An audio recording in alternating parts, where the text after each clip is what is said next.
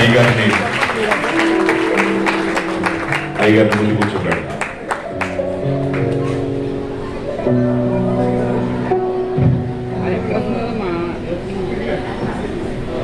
ఒక్కసారి చెప్పండి, మీ పక్కవారి సెకండ్ చెప్పండి. నువ్వు నేనంటే నచ్చినా నచ్చకపోయినా పక్కవారి చెప్పండి చేయి పట్టుకుని.